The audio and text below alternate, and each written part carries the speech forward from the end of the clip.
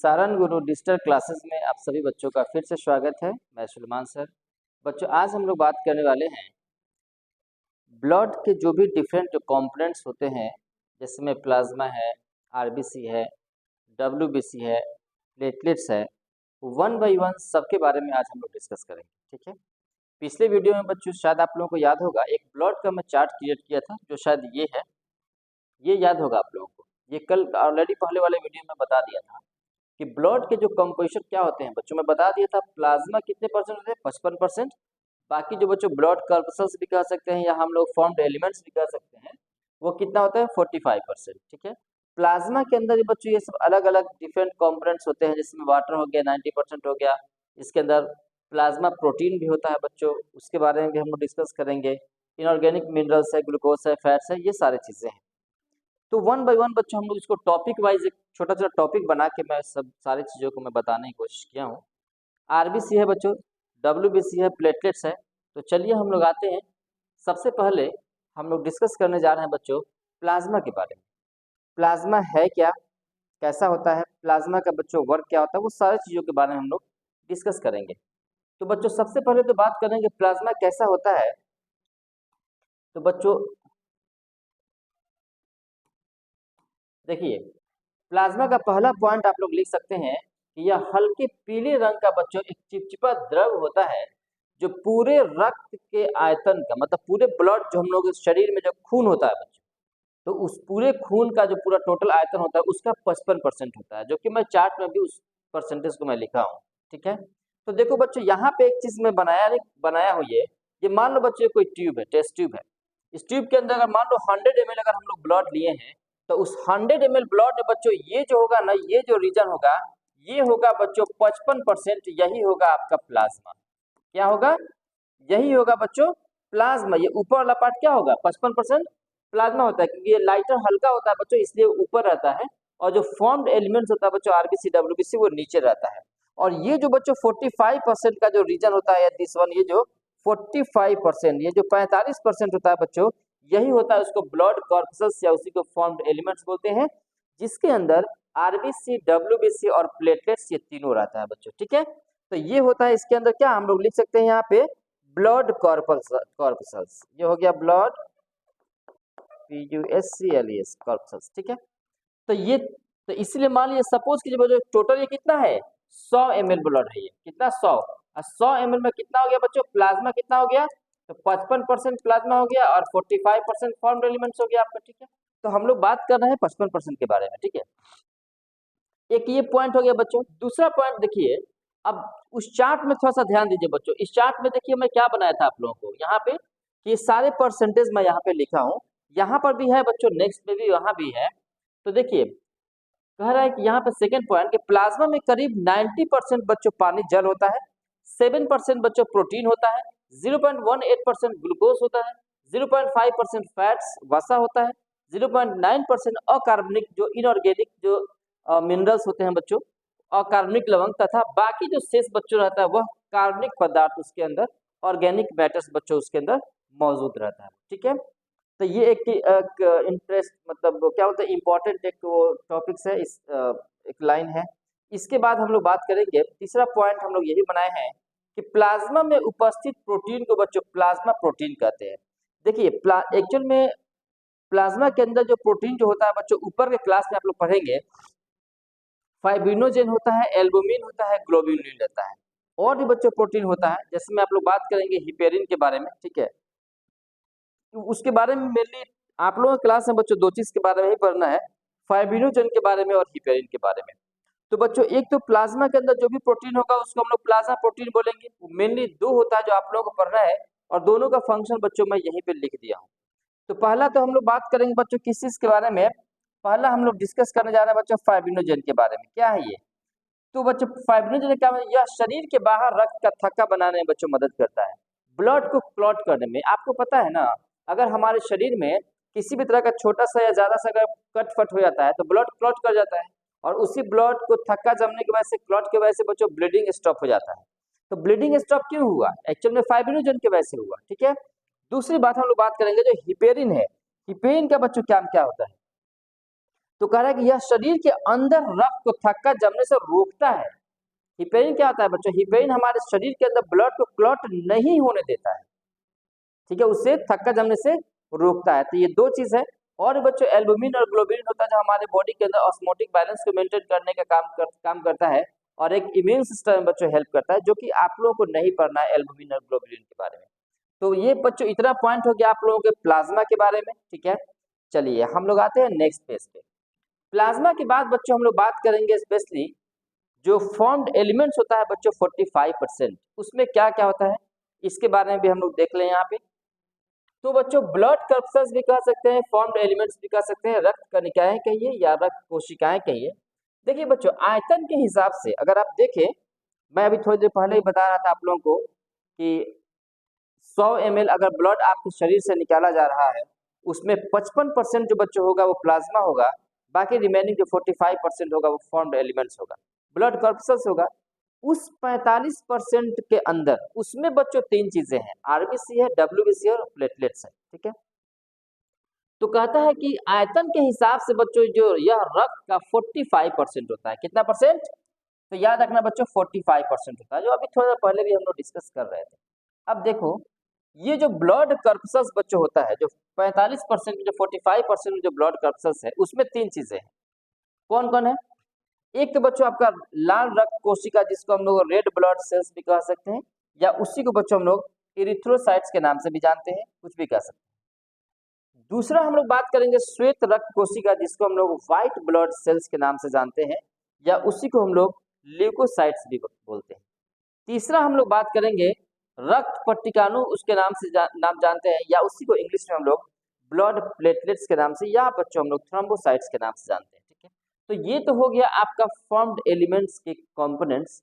अब one by one सबके बारे में सबसे पहले हम लोग बात करेंगे बच्चों आरबीसी के बारे में, रेड ब्लड सेल्स के बारे में डिटेल्स हम लोग बात करें कि आरबीसी जो बच्चों होता है ये हमारे बॉडी के अंदर कहाँ बनता है, आरबीसी बच्चों कहाँ मरता है हमारे बॉडी के अंदर। आरबीसी के अंदर स्पेशल जो प्रोटीन मॉलिक्यूल्स होता है बच्चों वो हेमोग्लोबिन जो कि आयरन कंटेनिंग होता है, जिसकी वजह से पूरा ब्लड हम लोगों का लाल कलर का दिखाई देता है, ठीक है।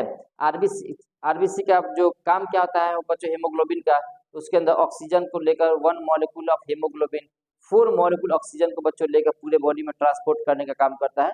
तो ये सारी चीजें मैं पॉइंट बना दिया हूँ। जस्ट हम लोग नेक्स्ट पेज पे आते हैं। Yes this one. तो देखिए ये हो गया बच्चों क्या आप लोगों का red blood cells. Red blood cells कहिए या लाल रक्त कोशिका कहिए या इरिथ्रोसाइट्स कहिए, ठीक है, या आरबीसी कहिए, मैं यहाँ पे लिख दिया हूँ। इसी बच्चों में पहला पॉइंट जो मैं बनाया हूँ देख सकते हैं आप लोग यहाँ फर्स्ट पॉइंट में क्या कर रहे हैं, इसे इरिथ्रोसाइट्स भी कहते हैं। इनफैक्ट बच्चों देखो आरबीसी को रेड ब्लड सेल्स को हम लोग इरिथ्रोसाइट्स के नाम से भी जानते हैं। दूसरा पॉइंट क्या है बच्चों, कहाँ बनता है ये?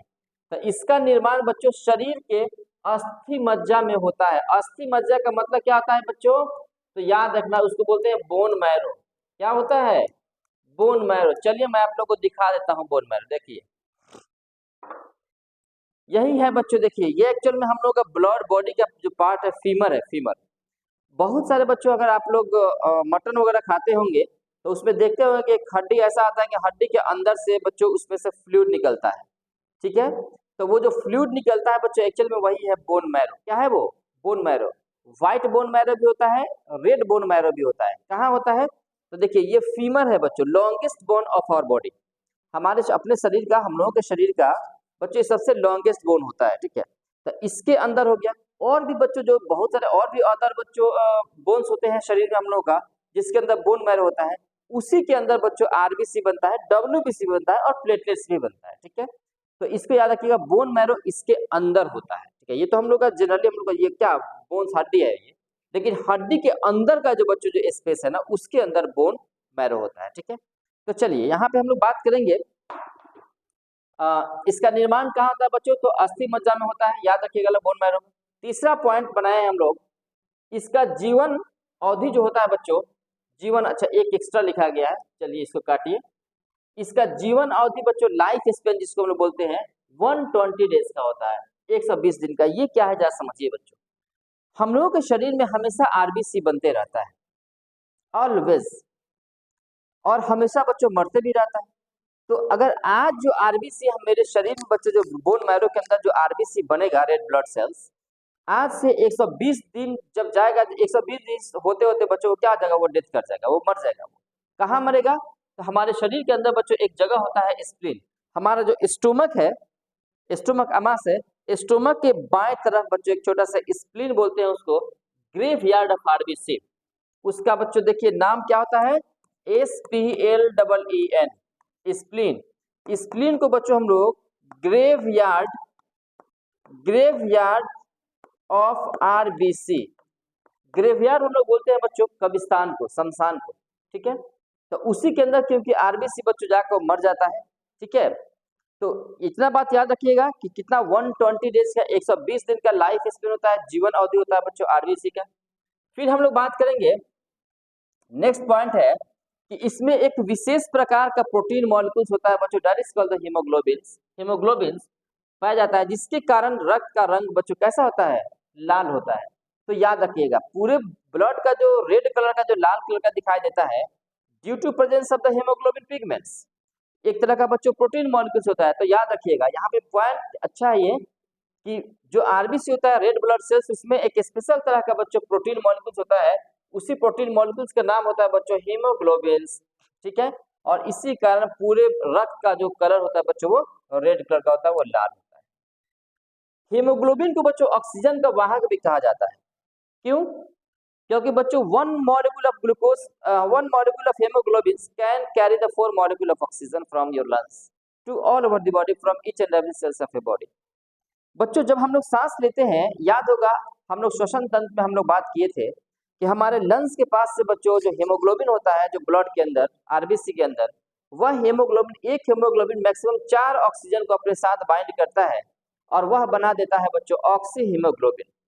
और वहां से हमारे लंग्स के पास से हमारे शरीर के एक एक कोशिका तक बच्चों वो जाकर पहुंचाने का काम करता है ऑक्सीजन को। दो चीज होता है बच्चों यहाँ पे, एक तो ऑक्सीजन का एसोसिएशन होता है हमारे हेमोग्लोबिन के साथ, और दूसरा होता है बच्चों ऑक्सीजन का डिसोसिएशन। ये कहाँ पे होता है बच्चों साइड? तो यह होता है आपके सेल्स के पास, आपके टिश्यू के पास। देखो बच्चों एसोसिएशन और डिसोसिएशन क्या है? एसोसिएशन का मतलब होता है दो चीज का आपस में जुड़ना। जैसे मान लो बच्चों ये मैं दो कलम लिया, एक मान लो ये हेमोग्लोबिन है, ये ऑक्सीजन है, तो ये आपस में जुड़ा, तो कहाँ जुड़ेगा? तो ये लंग्स के पास जुड़ेगा, मतलब एसोसिएट होगा यहाँ पे। लेकिन यही बच्चों ब्लड सर्कुलेटरी माध्यम से चारों तरफ हमारे कोशिका में जाएगा, और कोशिका को जाकर ऑक्सीजन को देना है, तो वहां पे डिसोसिएशन, मतलब हेमोग्लोबिन से ऑक्सीजन छूट जाएगा, अब चला जाएगा कोशिका के अंदर, माइटोकॉन्ड्रिया में जाकर बच्चों ग्लूकोज को तोड़ के फिर एटीपी बनाएगा, एनर्जी बनाएगा, ठीक है। अब फिर वहां पे बच्चों जब CO2 बनेगा आपके कोशिका के अंदर, तो यही आरबीसी बच्चों 25% जो बच्चों क्या करता है, CO2 का ट्रांसपोर्टेशन फिर यही करता है।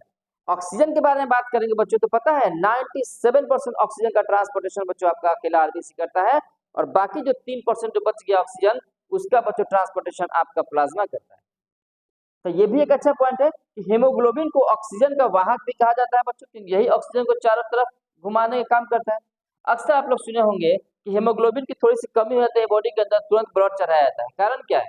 अगर आपके शरीर के अंदर बच्चों हेमोग्लोबिन की कमी हो जाए, तो ऑक्सीजन को कौन पहुंचाएगा एक एक कोशिका तक? और ऑक्सीजन जब नहीं पहुंचेगा एक एक कोशिका के अंदर, तो एटीपी कैसे बनेगा? क्योंकि आपको तो पता है कि माइटोकॉन्ड्रिया को, जिसको हम लोग पावर हाउस ऑफ सेल बोलते हैं, ऑक्सीजन के प्रेजेंट में ही तो बच्चों ग्लूकोज मॉलिक्यूल को तोड़कर फिर 1 मॉलिक्यूल ऑफ ग्लूकोज से 38 molecule of ATP, adenosine triphosphate बनाता है। तो इसीलिए बच्चों इसको हम लोग क्या बोलेंगे, ऑक्सीजन का वाहक भी बोलते हैं। ओके, अच्छा पॉइंट है ये। अब कहता है बच्चों एक हेमोग्लोबिन, एचबी को बच्चों शॉर्ट में, हम हेमोग्लोबिन को हम लोग शॉर्ट में बोलते हैं एचबी, करेंगे एक हेमोग्लोबिन 4 ऑक्सीजन को, कितना?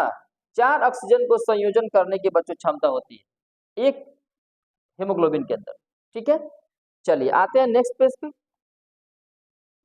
देखो बच्चों अब यहाँ पे मैं एक चीज बना दिया हूँ कि हेमोग्लोबिन अब प्लस ऑक्सीजन जब आपस में जब जुड़ा तो क्या बन गया? ऑक्सी हीमोग्लोबिन बन गया। हीमोग्लोबिन अब प्लस कार्बन डाइऑक्साइड इससे जुड़ गया तो कार्बोक्सी हीमोग्लोबिन बच्चों बना दिया, ठीक है। अब देखिए यहाँ पे एक मेन फंक्शन मैं लिख दिया हूँ आपके आरबीसी का, रेड ब्लड सेल्स का काम क्या होता है, फंक्शंस क्या होता है हमारे शरीर के अंदर। कहता है बच्चों आरबीसी के बारे में कि यह ऑक्सीजन को ढोकर शरीर के विभिन्न कोशिकाओं तक पहुंचाता है तथा कार्बन डाइऑक्साइड को वापस लंग्स तक लाने का काम करता है। तो जो आरबीसी बच्चों हमारे शरीर में होता है उसका काम तो है ना, बिना मतलब का तो नहीं है, बहुत इंपॉर्टेंट काम है बच्चों। क्या काम है? तो ऑक्सीजन को लंग्स के पास से लेकर शरीर के एक एक कोशिका तक पहुंचाने का काम करता है। मैं यहाँ पे बच्चों एक चीज मैं बता दूं आप लोगों को रफली, कोई जगह है क्या? चलिए कोई बात नहीं, मैं यहाँ पे ऐड कर लेता हूँ पेज। यहाँ पे देखिए बच्चों, अगर ऑक्सीजन के बारे में अगर हम लोग बात करें तो याद रखिएगा ऑक्सीजन का जो ट्रांसपोर्टेशन होता है वह आरबीसी के द्वारा होता है बच्चों 97%। आरबीसी के द्वारा 97%, और बाकी जो होता है बच्चों प्लाज्मा के द्वारा होता है 3%। अगर आप लोग बात करेंगे आपके बॉडी के अंदर CO2 का ट्रांसपोर्टेशन के बारे में तो बच्चों CO2 तीन चीज फॉर्म है। इसमें क्या करता है? आरबीसी भी करता है बच्चों ट्रांसपोर्टेशन, वह करता है 25% CO2 का ट्रांसपोर्टेशन। दूसरा आप लोग बात करेंगे, यहाँ पे लिखेंगे बच्चों एक होता है बाइकार्बोनेट, ये होता है बच्चों लगभग आपका 70% के आसपास, और बाकी जो रिमेनिंग बच गया बच्चों वह हो गया आपका प्लाज्मा, ये 4 to 5% आप ले लीजिए। तो एक्चुअली में आपके शरीर के अंदर जो ट्रांसपोर्टेशन होता है ऑक्सीजन का, अकेला आरबीसी बच्चों 97% ऑक्सीजन का ट्रांसपोर्टेशन बच्चों आपका आरबीसी करता है, मतलब हेमोग्लोबिन करता है। प्लाज्मा जो बच गया बच्चों रिमेनिंग हो गया वो 3% में आता है, ठीक है। हालांकि ये आप लोगों को पढ़ना नहीं है 10th क्लास में, लेकिन फिर भी एक्स्ट्रा नॉलेज के लिए इसको जानना जरूरी था। तो ये तो आप लोग समझ गए, इसके फंक्शन भी समझ गए। चलिए अब नेक्स्ट पेज में बच्चों हम लोग आते हैं। अभी हम लोग डिस्कस कर रहे थे आरबीसी के बारे में बच्चों, रेड ब्लड सेल्स के बारे में, इरिथ्रोसाइट्स के बारे में। अब हम लोग बात करने जा रहे हैं बच्चों व्हाइट ब्लड सेल्स के बारे में, जिसको हम लोग श्वेत रक्त कोशिका के नाम से जानते हैं, उसी को ल्यूकोसाइट्स भी हम लोग बोल सकते हैं, ठीक है। ये क्या है भाई? WBC, ये भी तो आपके बॉडी का पार्ट्स है, आपके ब्लड्स का बच्चों कंपोनेंट्स है, पता है। अभी थोड़ा देर पहले जो बच्चों हम लोग डिस्कस कर रहे थे परसेंटेज के मामले में, तो देखिए परसेंटेज के मामले में तो मैं सब कुछ का परसेंटेज मैं नहीं लिखा हूँ। जैसे मैं अगर मैं लिखना चाहूँ तो देखिए यहाँ पे ये जो चार्ट था WBC, अगर मैं परसेंटेज के बारे में बात करूँ, पता है इस 45% में आपका जो आरबीसी होता है बच्चों वो 95.1% होता है। श्वेत कोशिका जो होता है 0.1%, इतना बच्चों कम होता है। और बाकी जो रिमेनिंग जो बच गया वह हो गया लगभग 4 to 5 या 4 to 6% होगा, वह होता है आपके बॉडी के अंदर बच्चों प्लेटलेट्स। तो ये अब सोचो आरबीसी कितना, इस 45% में 95.1% तुम्हारा आरबीसी होता है, इसीलिए तो पूरे ब्लड का कलर लाल दिखाई देता है। 0.1% में बच्चों क्या है आपका WBC है, 0.1%। अच्छा उसमें भी बच्चों 0.1% के अंदर भी आप लोग देखेंगे कि 5 अलग अलग तरह का किताब में WBC का नाम दिया होगा, इस्नोफिल्स, बेसोफिल्स, न्यूट्रोफिल्स, मोनोसाइट्स, लिम्फोसाइट्स, जो कि पिछले क्लास के वीडियो में मैं सबका नाम मैं लिख चुका हूं ऑलरेडी। तो चलिए अब इसके बारे में बात करेंगे। श्वेत रक्त कोशिका का पहला पॉइंट बच्चों है वह है आपका, चलिए इसे ल्यूकोसाइट्स भी कहा जाता है। पहला पॉइंट हो गया बच्चों, ल्यूकोसाइट्स के नाम से भी इसको जानते हैं। दूसरा पॉइंट कि WBC का जो निर्माण होता है बच्चों, उसका फॉर्मेशन होता है, कहाँ होता है? तो हड्डी का जो अस्थि जमा होता है, अभी जो थोड़ा देर पहले मैं आप लोगों को दिखा रहा था, बोन मैरो, ठीक है, उसी बोन मैरो के अंदर बच्चों बनता है, तथा इसका जो मृत्यु होता है वो रक्त में ही बच्चों हो जाता है। आरबीसी के जैसा नहीं बच्चों, आरबीसी का जो मृत्यु होता है कहाँ होता है? स्प्लीन में, और कुछ लीवर में भी होता है, ठीक है, लेकिन मैक्सिमम बच्चों कहाँ होता है? स्प्लीन में। लेकिन WBC का बच्चों मृत्यु कहाँ होता है? तो याद रखिएगा ब्लड के अंदर ही बच्चों हो जाता है, वो ब्लड वेसल्स के अंदर ही हो जाता है। तीसरा पॉइंट बच्चों हम लोग बना रहे हैं, फर्स्ट हो गया, सेकेंड हो गया, थर्ड पॉइंट क्या है? थर्ड पॉइंट बच्चों हम लोग बात करेंगे, इसका जीवन काल जो होता है बच्चों वो लाइफ स्पेन वो 2 से 4 दिन का बच्चों होता है। लेकिन अभी थोड़ा देर पहले आप लोग देख रहे थे ना कि हम लोग आरबीसी के बारे में बात कर रहे थे, आरबीसी का जीवन अवधि कितना हो रहा था? आरबीसी का 120 डेज, 120 दिन उसका लाइफ स्पेन था, जीवन अवधि था। लेकिन WBC के बच्चों सिर्फ 2 से 4 दिन 5 दिन तक बस उसका लाइफ स्पेन रहता है। एक पॉइंट है बच्चों, यह अनियमित आकार के बच्चों क्या होता है? ये एक पार्टिकुलर कोई शेप इसका नहीं होता, एक अलग अलग बच्चों, क्योंकि WBC में अलग अलग है ना उसके, इस्नोफिल्स, basophils, neutrophils, monocytes, lymphocytes. Lymphocyte में बी लिम्फोसाइट्स है, टी लिम्फोसाइट्स है, ठीक है, T4 T3 अलग अलग है बच्चों में। तो यहाँ पे बात करेंगे यह अनियमित आकार के बच्चों रंगहीन, रंगहीन का मतलब होता है कलरलेस, क्यों? क्योंकि इसके अंदर कोई पिगमेंट्स ही नहीं है। रंगहीन तथा केंद्र युक्त बच्चों कोशिका होता है। हाँ, यहाँ पे एक पॉइंट मैं लिखना भूल गया था आरबीसी में। बच्चों जो भी मैच्योर आरबीसी होता है ना, उसके अंदर न्यूक्लियस नहीं होता है, केंद्रक बच्चों नहीं होता है। लेकिन डब्ल्यूबीसी के अंदर क्या कहता है बच्चों? रंगहीन तो होता है लेकिन केंद्रक युक्त होता है बच्चों। इसके अंदर केंद्रक, इसके अंदर न्यूक्लियस होता है। फंक्शन के बारे में बात करेंगे। फंक्शन तो और भी सारा होता है, लेकिन आप लोगों के लिए बस एक पॉइंट, एक फंक्शन जानना जरूरी है। यह शरीर में प्रवेश करने वाले रोगाणुओं को नष्ट कर रोगों से बचाता है। बच्चों हमारे शरीर के अंदर खाना पीने के माध्यम से या अलग अलग डिफरेंट माध्यम से अगर शरीर के अंदर कोई भी पैथोजेंस, कोई भी माइक्रो ऑर्गेनिज्म, मतलब डिजीज कॉजिंग माइक्रोब्स अगर बॉडी के अंदर इंटर करता है, अगर कोई डिजीज कॉज करने की कोशिश करे, तो फिर बच्चों डब्ल्यूबीसी हम लोग का डिफेंस मैकेनिज्म का काम करता है। हम लोग को बीमारी से लड़ने की क्षमता देता है बच्चों, इम्यूनिटी को प्रोवाइड करता है। तो याद रखना डब्ल्यूबीसी का अगर रफली एक हम लोग फंक्शन समझे क्या करता है, तो बस इतना समझिएगा आप लोग कि हमारे शरीर में प्रवेश करने वाले जो भी रोगाणु होते हैं, जो अलग अलग जो पैथोजेंस होते हैं, उससे बीमारी नहीं हो देता है बच्चों, उस बीमारी से हम लोग को बचाने का काम करता है। ठीक है, तो ये हम लोग डब्ल्यूबीसी के बारे में हो गया। ठीक है, अच्छा इसके बाद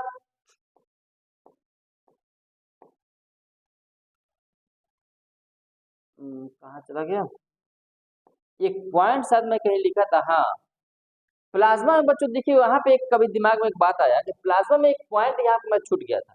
एक वर्ड आएगा सीरम बच्चों। ये सीरम क्या है एक्चुअल में? देखिए मैं बताया था ना कि प्लाज्मा के अंदर एक छोटा सा बस टर्म से समझ जाइए इसको। प्लाज्मा के अंदर बच्चों क्या होता है? प्लाज्मा प्रोटीन होता है ना, जिसको हम लोग फाइब्रिनोजन बोलते हैं। तो फाइब्रिनोजन का काम क्या होता है? ब्लड को क्लॉट करने का काम करता होता है। तो बच्चों प्लाज्मा में से अगर फाइब्रिनोजन को निकाल दीजिए, हटा दीजिए उसको, तो जो बच जाता है प्लाज्मा के अंदर, that is called the serum. तो कहता है बच्चों यहाँ पे कि प्लाज्मा बिना फाइब्रिनोजेन का सीरम कहलाता है। हम लोग कहते हैं एक 11th क्लास के एनसीईआरटी में लिखा हुआ है सेंटेंस कि plasma without the clotting factor is called the serum. Plasma without the clotting factor, तो कौन क्लॉटिंग फैक्टर है? तो जाहिर सी बात है बच्चों, फाइब्रिनोजेन है। तो उसके बिना अगर प्लाज्मा है, फाइब्रिनोजेन के बिना, उसी को हम लोग सीरम बोलते हैं। चलिए आरबीसी हो गया, डब्ल्यूबीसी हो गया बच्चों। इसके बाद हम लोग बात करने जा रहे हैं ब्लड प्लेटलेट्स के बारे में। ठीक है, अब डब्ल्यूबीसी के बाद क्या है बच्चों? एक छोटा सा टॉपिक है ब्लड प्लेटलेट्स। अक्सर आप लोग सुनते हो प्लेटलेट्स, किसी का डेंगू हो गया, किसी का तबियत खराब हो गया, बुखार बहुत दिन तक हो रहा है, तो क्या भाई, तो उसका प्लेटलेट्स 1.5 लाख के नीचे आ गया। जनरली बच्चों क्या होता है, 1.5 लाख के ऊपर होना चाहिए, 3.5 लाख 4 लाख भी होता है किसी किसी की बॉडी के अंदर, लेकिन नॉर्मली हम लोग 1.5 लाख से लेकर 3.5 लाख के बीच में होता है। लेकिन बच्चों ये प्लेटलेट्स है क्या? कहाँ बनता है ये प्लेटलेट्स? कम होना बढ़ना तो आप लोग सुने होंगे, और ये भी आप लोग सुने होंगे ब्लड प्लेटलेट से काम होता है ब्लड में, ब्लड को क्लॉट करने में हेल्प करता है वो। आज मैं बताऊंगा आप लोगों को कि सिर्फ प्लेटलेट्स का ही काम नहीं होता है बच्चों ब्लड को क्लॉट करना। अगर ब्लड को क्लॉट करने के बारे में अगर आप लोग बात करेंगे बच्चों, तो सिर्फ प्लेटलेट नहीं है, प्लेटलेट्स है, फाइब्रिनोजेन है, प्रोथ्रोम्बिन है, थ्रोम्बिन है, इसके बाद फाइब्रिन्स है, इसके बाद बच्चों कैल्शियम आयन है, विटामिन के है। ये सब एक साथ बच्चों मिल के काम करता है, तब आपके बॉडी के अंदर ब्लड क्लॉट करता है। ऐसा नहीं है कि सिर्फ अकेला प्लेटलेट्स गया ब्लड को क्लॉट कर दिया, बिल्कुल नहीं। एक प्रोसेस है बच्चों, एक मैकेनिज्म है। ठीक है, तो पहला पॉइंट बच्चों हम लोग बात करेंगे प्लेटलेट्स के बारे में कि ब्लड प्लेटलेट्स को बच्चों हम लोग पहली बात को थ्रोम्बोसाइट्स के नाम से भी जाना जाता है, थ्रोम्बोसाइट्स भी कहा जाता है। दूसरा पॉइंट, इसमें केंद्रक न्यूक्लियस बच्चों नहीं रहता। ठीक है, ये पॉइंट हो गया, इसमें न्यूक्लियस केंद्रक नहीं होता। तीसरा पॉइंट, इसका निर्माण बच्चों भी अस्थि जमा में होता है। कहाँ होता है बच्चों? अस्थि मज्जा जो होता है, जो बोन मैरो होता है, उसमें होता है। तथा इसका मृत्यु जो होता है बच्चों वो लीवर में होता है। हम लोग का जो यकृत जिसको लोग बोलते हैं लीवर, डाइजेस्टिव ग्लैंड होता है बच्चों, उसमें होता है। अगला पॉइंट है बच्चों, इसका जीवन काल 1 सप्ताह की होती है। इसका जो लाइफ स्पेन होता है, इस तरह आप लोग देखिए आरबीसी का लाइफ स्पेन 120 डेज, डब्ल्यूबीसी का लाइफ स्पेन बच्चों 2 से 4 दिन। ऐसे ही बच्चों इसका अगर लाइफ स्पेन देखेंगे तो ओनली 1 सप्ताह का, क्योंकि बच्चों आपके बोन मैरो के अंदर, ये हमेशा यही फिर से मैं रिपीट कर दूं, बोन मैरो मैंने बताया था ना, बोन्स के अंदर जो हम लोग का जो अंदर में जो खोखला जगह होता है बच्चों, बोन मैरो उसी के अंदर रहता है वो। ठीक है, ये बहुत जगह हमारे, सभी तरह के बोन्स के अंदर ही बच्चों नहीं, जहां जहां जिस जो बड़ा बड़ा जो बोन्स जो लॉन्गेस्ट होता है, जिसके अंदर बच्चों स्पेस रहता है, बोन मैरो रहता है, उसी के अंदर बच्चों बनता है। तो एक बात तो याद रखिएगा बच्चों, 1 सप्ताह इसका जीवन काल होता है, लाइफ स्पेन जिसको हम बोलते हैं।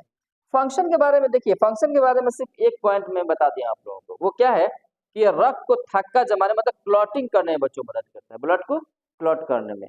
लेकिन एक्चुअल मैकेनिज्म बच्चों समझ लीजिए, आप लोग कहीं भी ऐसा नहीं कि ऐसे ही आप लोग बोलेंगे।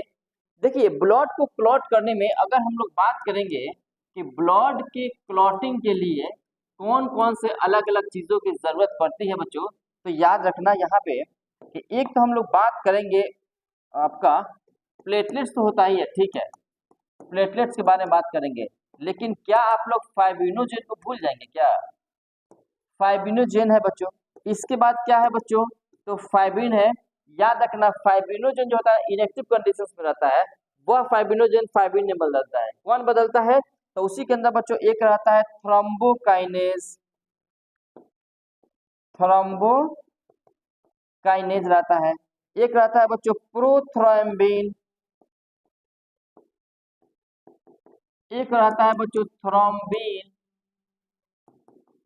इसके बाद रहता है बच्चों, ये हो गया